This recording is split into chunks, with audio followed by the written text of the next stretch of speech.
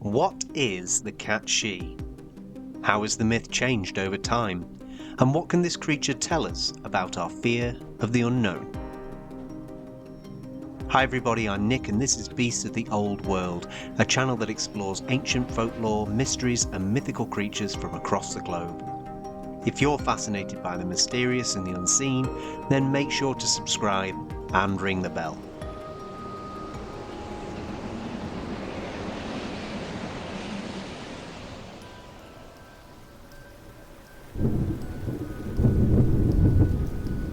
It is said that deep in the mist-wrapped glens of Ireland, and over the storm-swept Scottish Highlands, there prowls a creature not entirely of this world. At night, under the dim glow of the moon, she stalks silently across the moors, patrolling ancient barrows and the winding paths around. She sometimes lurks at the edges of bonfires, drawn by the warmth. She will flicker in and out of sight like a phantom, her clever eyes glowing an unnatural green, seeing far beyond the boundaries of this world. She slips through the vale where she pleases, but prefers the damp stone and moss-covered ground of old graveyards. Always alert, her pointed ears flick at the faintest of noises, listening for the telltale sound of souls departing from the recently deceased.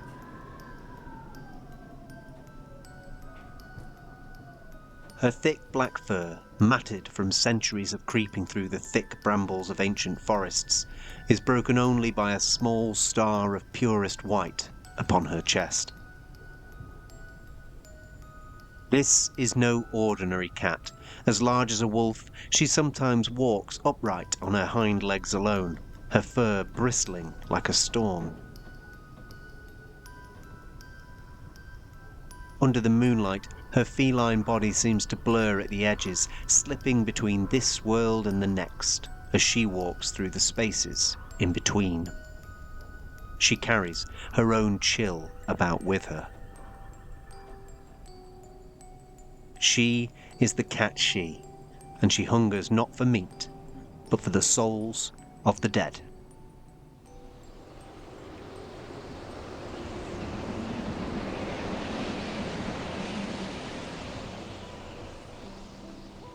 Heavily associated with death, the Cat Sith is said to guard graveyards, watching as souls slip free from the bodies of the recently departed. The legends claim that should the Cat Sith pass over a body before it has been properly prepared, she would snatch the soul for herself, dragging it away to the otherworld.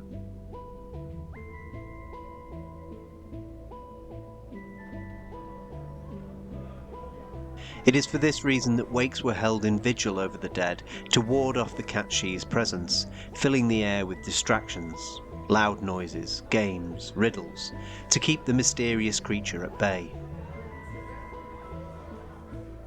Indeed, it is with death and funerary rites that the Cat Sith is most heavily associated, serving as a kind of psychopomp, a being that stands at the crossroads of life and death, ushering souls onto the next part of their great journey, wherever that might be.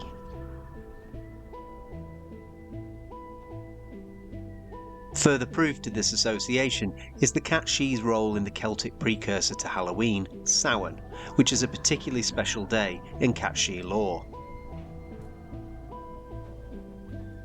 On this day, a saucer of milk would be left outside each household for the Cat Sith, and it was hoped that by leaving such an offering, the Cat Sith would confer a blessing upon the household for the year ahead.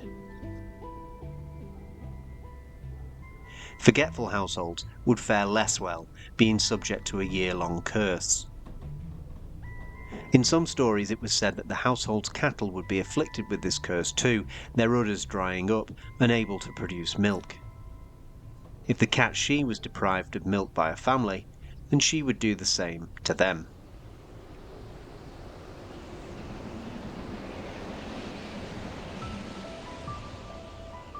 Though the term Cat Sith literally translates to fairy cat, this is far more than a mere fairy tale.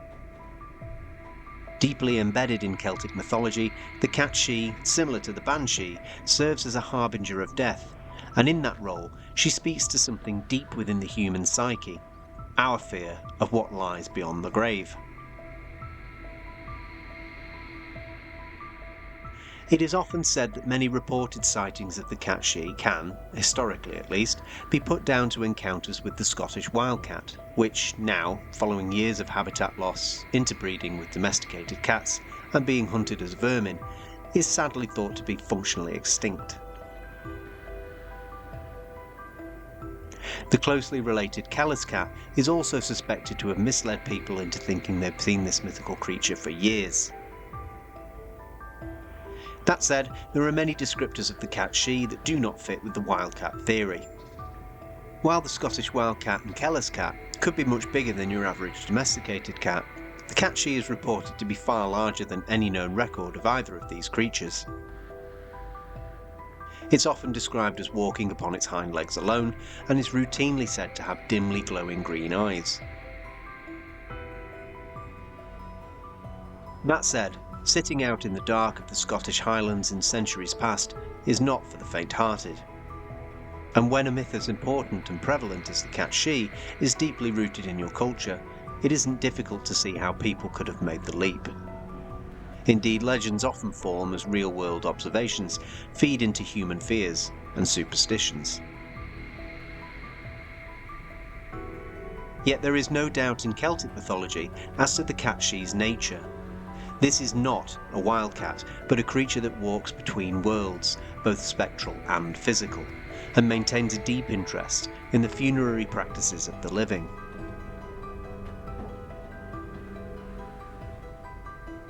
That a cat should be associated with the mystical is not unusual, but have they always been viewed in this way, and how has this view changed over time?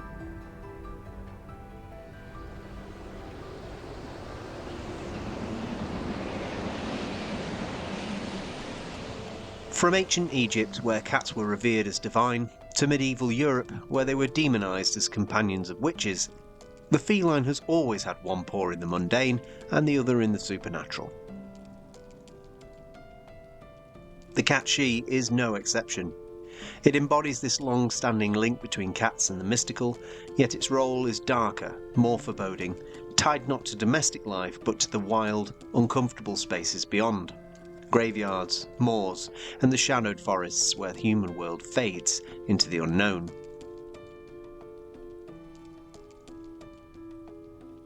Like many mythical creatures, the cat Sidhe is more than the sum of its parts. It stands as a reflection of ancient beliefs surrounding cats, and also as an insight into our ruminations about what happens to us beyond the grave. Celtic mythology tells us that the cat Sidhe is a fey creature, part of the East Sidhe, a supernatural race said to be descended from the Tuatha De Danann, an ancient pantheon of Celtic god heroes hailing from pre-Christian Ireland. The East Sidhe, also sometimes known as the Doine Sidhe, are said to live in a parallel world, though able to walk abroad with us in ours. The name means people of the fairy mounds. These are real-world places heavily associated with the Fae.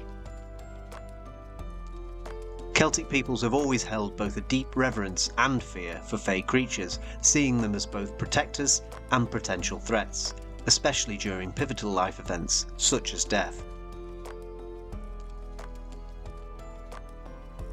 In this respect, the cat Sidhe appears to share ground with the Banshee, in that both are viewed in the modern day as malevolent, but this may not always have been the case in days of old. Centuries of Christian religious influence in Ireland, Scotland and the wider Western world have altered our modern understanding of the cat Sidhe. This is especially visible in the creature's medieval reinterpretation as a witch who is transformed into a cat. Indeed, the old expression that a cat has 9 lives comes from the idea that a witch can transform into a cat 9 times. On the 9th time she does this, however, she will be trapped in the form of a cat forever. This association is thought to have been brought about by the medieval superstition that witches kept cats, particularly black cats, as familiars.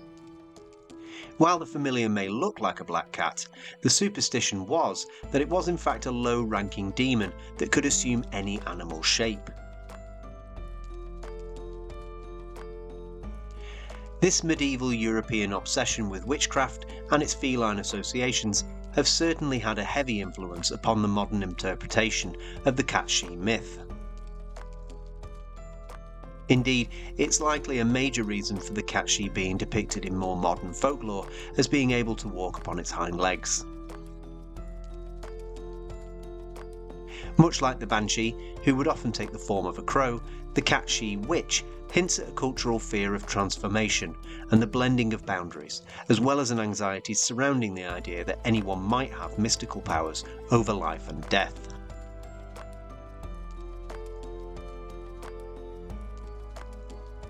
The original cat-she, despite having its origins in countries and traditions long associated with paganism, has very little to do with witchcraft. The original myth is quite clear: this creature is not a transfigured witch, but a fae. And yet, both ancient and modern versions explore this concept of blended boundaries, with the fae creature moving between this world and the next at will, often blurring at the edges when viewed. Still, despite medieval alterations, the cat-she's primary associations remain the same. This creature, and the anxiety surrounding it, has ensured that proper burial rites were observed in Celtic traditions for centuries. In the Scottish Highlands, the cat-she was so distrusted that a late wake would be held before the funeral, in which people would stay with and watch over the body of the recently departed. At a late wake, games and music would be played, there would be wrestling and dancing, and riddles told, anything to distract the cat-she from her purpose.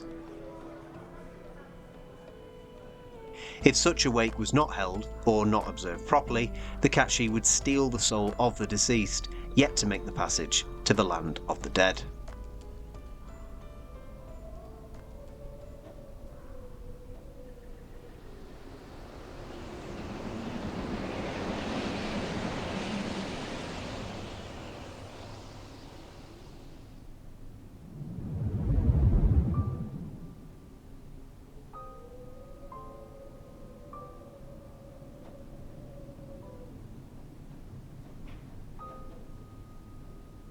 The hour is late on this dark date, and winter's stormy chill comes creeping in beneath the skin, and roaming where it will.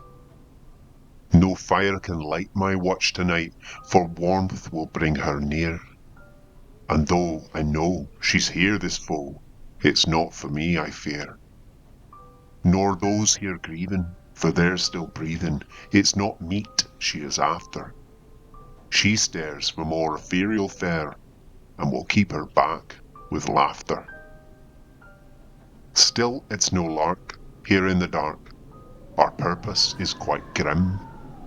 For if we fail to turn her tail, cat-she will creep right in. As we all riddle, there in the middle the body's soul departs. Our tales and games keep those remains from cat-she's devious arts. And though groggy, we around this body, with shadows growing long, our grim patrol will guard this soul until it moves along.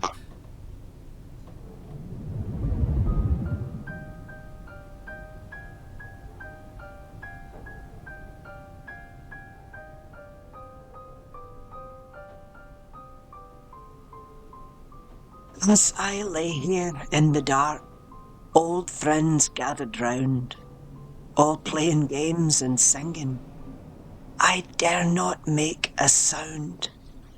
For out there in the darkness are eyes that do not blink, searching silently for weakness, for gaps through which she'll slink. And worse, I cannot move an inch, it's like my body's frozen.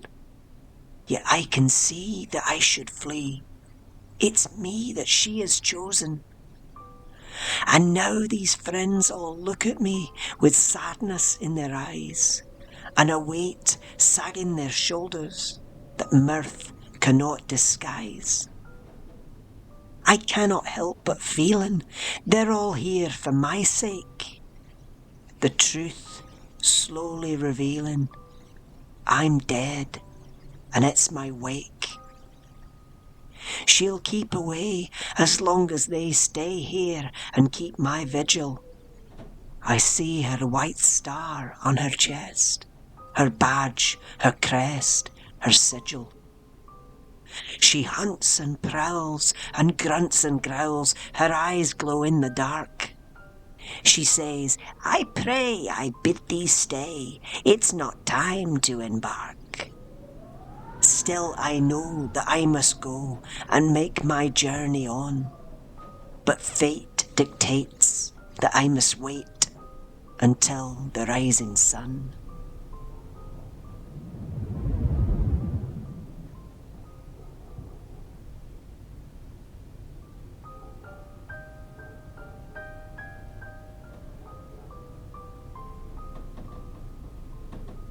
The ground is soft beneath my feet, the moss is damp and cool. I pace between these stones unseen, for I am no one's fool. They think to keep me far away, distract me with their games, but still I prowl and watch them howl. It always ends the same.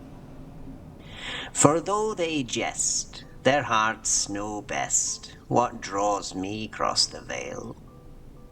It's not for warmth or wickedness, but to ensure their souls do sail.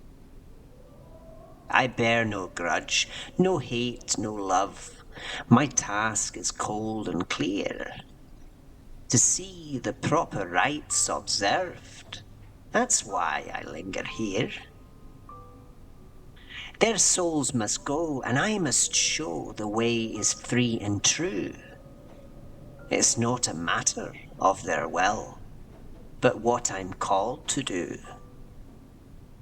I take no soul not meant for me, no feast will I begin, and will slip once more across the moor as daylight wanders in.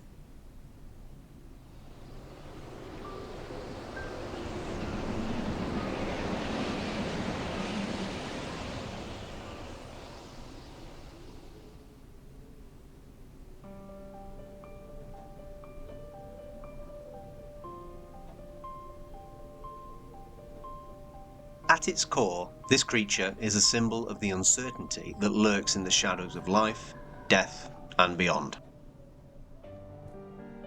Its appearance, haunting and yet strangely familiar, reminds us that there are things we do not fully understand, forces that we cannot see, but whose presence we nevertheless feel. Our fear of the cat she, and of the unknown she represents, taps into the same primal terror that has driven humanity to weave stories about witches, ghosts, and fairies for centuries. She reflects a deep-seated need to explain the unexplainable, to give form to the things that frighten us the most. But beyond this, the myth serves another, more practical purpose, and the fear of the cat she stealing the soul of our dearly departed is a crucial clue. Though she may occasionally appear as a harbinger of death, the cat she is generally no threat to the living. Her primary target is the already dead. The surviving family are the ones who are tasked with ensuring that, through proper burial practices, the correct conditions are met that will allow the soul to travel to the land of the dead without interference. The cat she can only steal such a soul if proper burial rites are not observed. If this were to happen, it would be those who remain behind after a loved one has passed who would be to blame. In this way, the cat she myth has almost guaranteed that funerary practices have been dutifully observed with a consistently high level of respect for centuries. For me, this is likely to be the main reason why such a myth has endured for so long. It's come to represent a critical part of Celtic tradition, especially concerning how to respectfully deal with the body of one who's left us before its burial. In a time when the proper performance of funerary rites was crucial for ensuring that souls transitioned safely to the afterlife, the presence of the Cat Sith added another layer of anxiety. Yet the Cat Sith's presence at a vigil or wake wasn't just menacing, but instead served as a reminder of the importance of ritual and community. Her presence could be seen not just as a threat, but as a figure that ensures that the wake is done correctly. Without the proper observation of the rites, something may go wrong with the soul's journey into the spiritual realm.